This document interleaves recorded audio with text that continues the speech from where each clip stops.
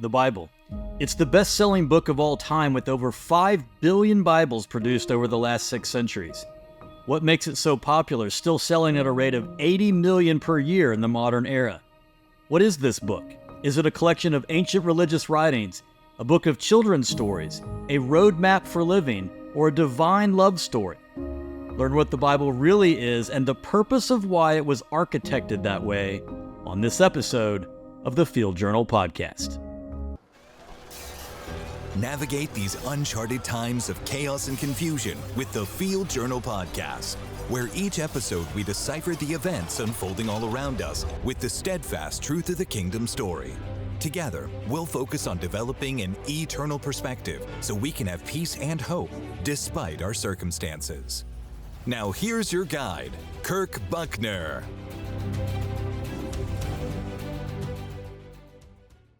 Welcome to the Field Journal Podcast, where we observe the world through the lens of the kingdom story so we can have clarity, peace, and hope in these unprecedented times.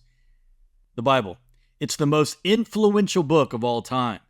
The word Bible comes from the Latin word biblia, which is derived from the Greek word biblos, which simply means book or scroll. So even though the word Bible literally means book, when we say the Bible, nobody is confused about what we're talking about. When we search Google or ask ChatGPT, there is no need for clarification. The AI technology does not reply, "Which book are you referring to?" It's not confused. The whole world knows when we say the Bible, we are referring to the sacred text regarding the Christian faith. In fact, according to the Guinness Book of World Records, the Bible is the best-selling book of all time. In the 21st century, Bibles are printed at a rate of approximately 80 million per year. According to the United Bible Societies, an estimated 5 to 7 billion Bibles have been produced over the 570 years since Johann Gutenberg invented the printing press and the Bible was able to be mass-produced. With both improvements to translation and production, the Bible is now produced and distributed across the world in 3,400 different languages. Well, what exactly is the Bible? It's not enough to define it as a text about the Christian faith. It is much, much more. And let me just say, how you define what the Bible is and how you think about it can either unlock the truth and mysteries within it or cause it to be a boring, irrelevant, and useless text. The Bible, at a structural level, is a compilation of 66 books, writings, and letters written by more than 40 authors over a 1,500-year period. The Bible is organized into testaments, which simply means covenant or agreement. The First Testament, commonly called the Old Testament, contains 39 books. The Old Testament was written in Hebrew with a few sections of Daniel and Ezra written in Aramaic, which is the language the Israelites learned while captive in Babylon.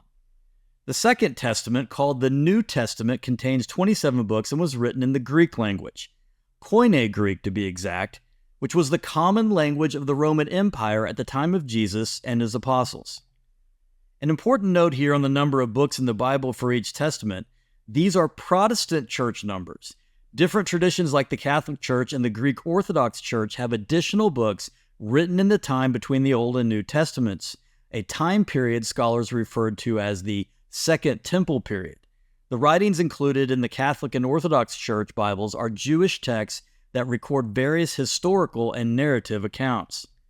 The Protestant Church, dating back to its founding to the time of Martin Luther, viewed those books as not inspired by God and therefore not included in the canon of 66 books. Canon, by the way, simply means measure or rule, and it was the process that the early church went through to determine which books and writings were able to be in the Bible. Without getting into too much detail, it is the canonization of scriptures where skeptics and critics attack the authenticity of the Bible, accusing the early church of conspiring to determine what needed to go into the Bible to further their agenda. We will discuss why this is the wrong way to think about how the Bible was formed as we cover other things in this podcast. Now, we have just gone through the basic elements of the Bible, but this is not the way people view it. That is, when you ask them what the Bible is, people don't say it's a collection of 66 books written by 40 different authors over a 1,500-year period. No, people have unique views of the Bible based on their experience with it, what they were taught about it, and or what they have heard from other people. If you were to conduct a survey on what the Bible is, you would get a wide variety of answers. Things like, it's the recorded thoughts about God. It's a divine rule book, a book of philosophical wisdom, a roadmap for everyday living, a book of famous children's stories, a source book or owner's manual for life, a book of famous inspirational quotes, a divine love story, or an acronym using the letters that spell Bible, B-I-B-L-E, basic instructions before leaving Earth. The Bible is all of those things, but it's much more. The Bible authors were shepherds, fishermen, tax collectors, doctors, priests, prophets, and kings who wrote in different literary styles and had different voices. The Bible is a diverse compilation of writings, but unified in telling one great story. The Bible tells a profound story about our origins, the reasons behind our struggles, God's solution to restore things, and our ultimate destination. It is filled with epic stories of heroes and villains, history of nations and people, and wisdom literature that tackles life's biggest questions. It features poetry and songs that resonate with every phase of life and great symbols and visions of the future. All of these things come together to form one epic story. And it starts like all good stories, with words like, in the beginning. Genesis 1:1 says, in the beginning God created the heavens and the earth. The story also ends like all great stories do, with the perfect conclusion where transformation occurs and the hope for a perfect resolution is realized. Listen to what it says in the end of the Bible in Revelation chapter 21. And I heard a loud voice from the throne saying, behold, the tabernacle of God is among men, and he will dwell among them, and they shall be his people, and God himself will be among them. And he will wipe away every tear from their eyes. And there will no longer be any death. There will no longer be any mourning or crying or pain. The first things have passed away. And he who sits on the throne said, behold, I am making all things new. And he said, write, for these words are faithful and true. That's Revelation 21, 3-5. 66 books, writings and letters written by more than 40 authors over a 1,500-year period. Clearly a diverse collection over a long period of time.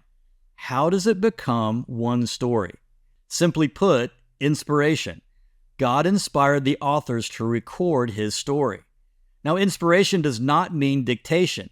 The authors were not mere scribes just taking notes. It is much more beautiful and poetic than that. The authors were collaborators in a divine process where they were given agency to provide their voice and writing style in partnership with God, who directed the recording and organization of his story. This is one of the amazing parts of the story, in that the Bible authors did not likely know how their part would ultimately play out in the overall story. They were just obedient to write what God called them to. The book of Isaiah is the second most quoted book by the New Testament writers. Isaiah's writings, particularly those concerning the Messiah, are frequently referenced to demonstrate how Jesus fulfilled Old Testament prophecies. Isaiah would have not had the purview of how Jesus and the apostles would use what he wrote in the way that they did. But God did. It is God himself who supernaturally guided the pieces together of his story using narratives, poetry, and prose. The Bible ultimately is the result of a collaboration between the Spirit of God and mankind. It is God's story, his revelation to mankind, providing context, meaning, and purpose to all people for all time.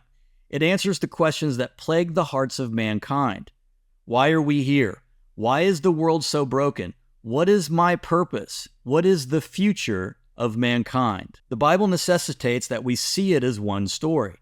God's story, told by the Creator who so loved the world he sent his Son Jesus to solve all the problems told in the story.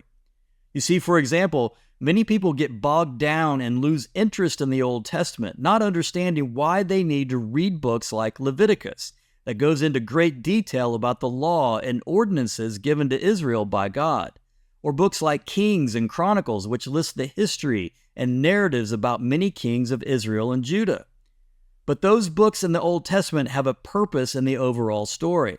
Like most of the Old Testament, they reveal to us the struggle sin caused to the world and what God is doing about it.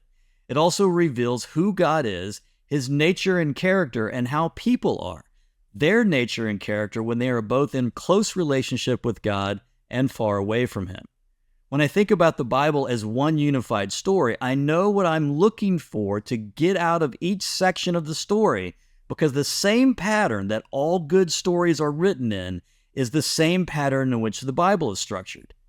Yes, your favorite book and movie is foundationally structured in the same way as the Bible is structured.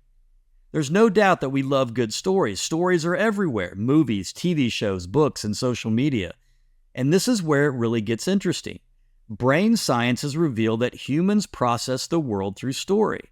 And this is not by accident, it's by design. Think about this. God wired the human brain to think in story terms, to process and make sense of life through stories. Then He architected a collaboration with mankind to reveal the story they were in, so we would have insight and understanding about our origin, our struggles, our meaning and purpose in life, and our destiny. No other book, no religion, no story comes close to providing what the Bible does. It is why it's the best-selling book of all time. And I would say when we don't think about it in the right way as one unified story that God is telling to mankind, we miss out on the wisdom, mysteries, and truth that it intends to reveal to us. And once you understand the fundamentals of story structure, you will know what you're looking for and can always get oriented correctly no matter where you are in the Bible.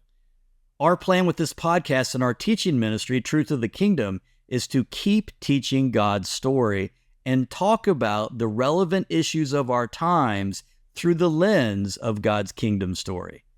And in the next episode, we'll talk about why God's story is a kingdom story. Well, as we wrap up this episode, I want to give you something to think about to challenge your heart and mind. So here are the questions. If the Bible is one unified story that God is telling, how does this perspective help me understand the Bible better? And also, how will it help me read the Bible differently? I want to thank you for joining me on this episode. Until next time, may the grace of the Lord Jesus Christ and the love of God and the fellowship of the Holy Spirit be with you all. Thank you for being a part of this episode of the Field Journal Podcast, a production of Truth of the Kingdom. And while we've reached the end of our journey today, the conversation continues at truthofthekingdom.com. Until next time, may the kingdom story be your source of truth and hope, no matter what's happening around you.